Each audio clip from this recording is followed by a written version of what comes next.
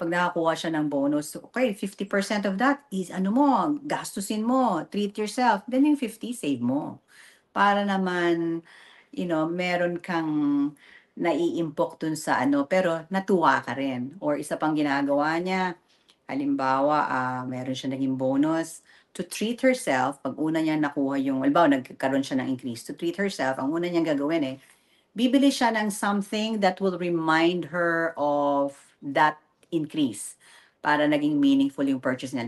Bibili siya ng magandang lighting, chandelier type na lighting para every time niya nakita niyan, yan yung souvenir ko kasi nung tinaasan ako ng sweldo, yan yung binili ko.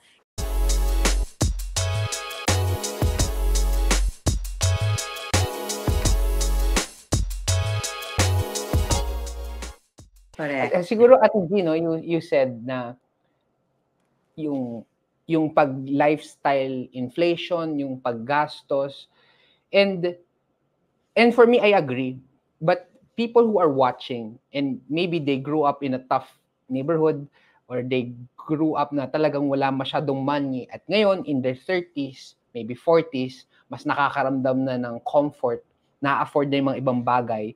To some, they try to justify yung mga luho o yung mga gastos because they are healing the inner child or na-deprive kasi sila dati. How will you balance that in still saving for the future yet enjoying the now? Mm-mm. Allow yourself to, treat yourself every now and then. Hindi naman pwedeng puro na lang deprivation, no? Or delayed gratification. If there's a reason to celebrate, kung may special occasion, treat yourself.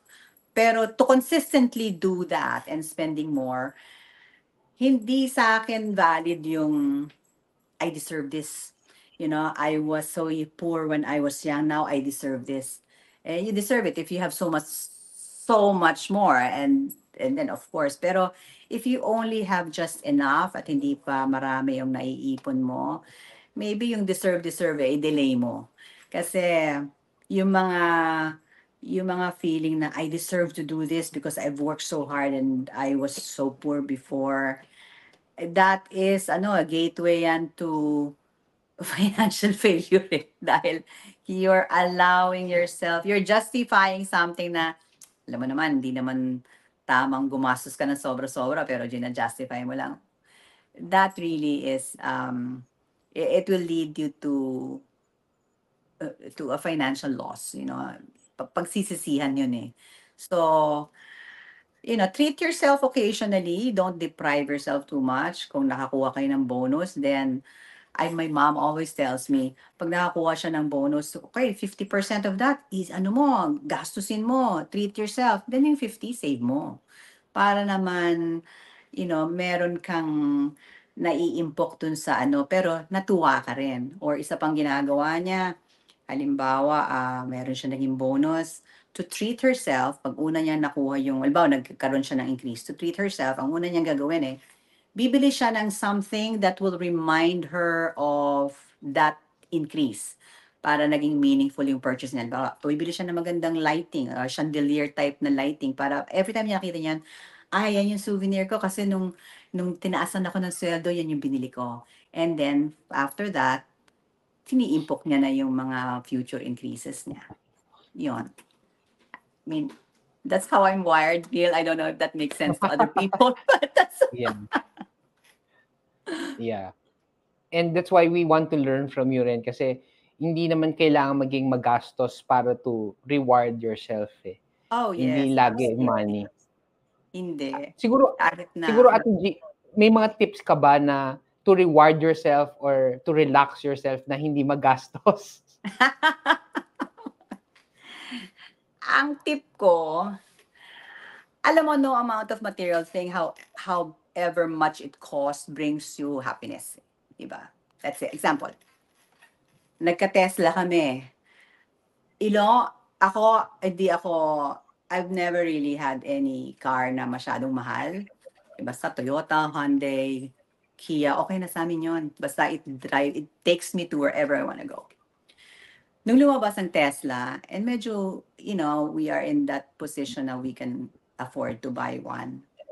I bought one because I really wanted to try an electric car bago naman kami mag-retire sa Pilipinas para masabi ko naman how it is to drive an electric car. So I did.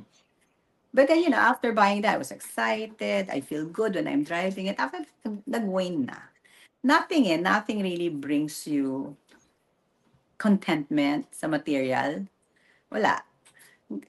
So, if that is so, then I know where to find happiness. I find happiness in gathering with my friends, gathering with my children, or going out with my husband. Ganon yung form of happiness ko. Hindi nabibili ng pera yung happiness eh. Nabibili ng experience, nadadala yun naibibigay sa akin yun ng experiences.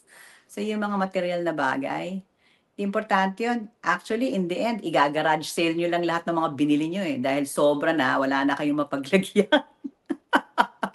At may gusto pa kayong ibang bilhin, wala na kayong kung yung storage na paglalagyan ng mga material things. Really, it doesn't. We just continue to accumulate, but what?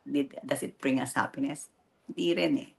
For a while, it brings you happiness, pero after a while, nawawala na yon. Pero what really brings you happiness, if you really think about it, having this intimate time with your family, going out for coffee with your best friend, yung ganon. Hindi material ang nagpapasaya sa atin. So, pag inisip mo yon, hindi importanteng wala kang Rolex. Ang importante, eh, kung may gusto kang makitang tao, lalabas siya with you, people value you as a friend, people value you as a parent, people value you as a mom. To me, material things are just, di ba? Hindi naman natin madadala sa hukay. So, let's invest on friendships and relationships. Yun, masaya yun. Yeah, kasi it's a good perspective because sometimes, especially to the younger generation, we really want to be rich, we are ambitious, we want to get this. Siguro to the younger generation who's watching, to the millennials, Gen Z, kasi they want to accumulate money, pero how can they couple it with contentment? You said naman kasi yung mga bagay nun, hindi talaga siya long lasting eh. Pero what advice can you give to them na maging ambitious pero at the same time maging content? You have to balance it. Kasi, syempre, mga bata, they are at that point na hindi pa sila fully mature, di ba? And then they're driven by what they see. And then, again, like what I said, we're judged by what we own. Pero if you balance it, there will come a time that if they keep doing that, mag-burn out sila eh. And they will feel that there's not much content in it. But if they balance it meaning treat yourself a little bit, give some to charity, give treat your parents to make them happy. Your parents may not need it, your parents may be able to treat you in so many other restaurants that are more expensive, but if you treat your parents in McDonald's, masaya na yun. Provide happiness to others, you know. Accumulation of wealth is good, being ambitious is good, but then you should also, that should bring happiness to others as well. Kasi pag masaya ang tao, sumasaya ka eh. Pero pag ang dami mong pera, ang dami mong mabibili, pero wala ka namang napapasaya, wala ka namang natutulungan, parang wala masyadong meaning ang buhay. Hindi naman tayo nandito para kumita lang ng kumita eh, di ba? But because of the income we make, we are able to contribute to society. So they have to have a balance. So sana kung talagang successful na sila, they can put up a charity, send poor children to school, yung ganon.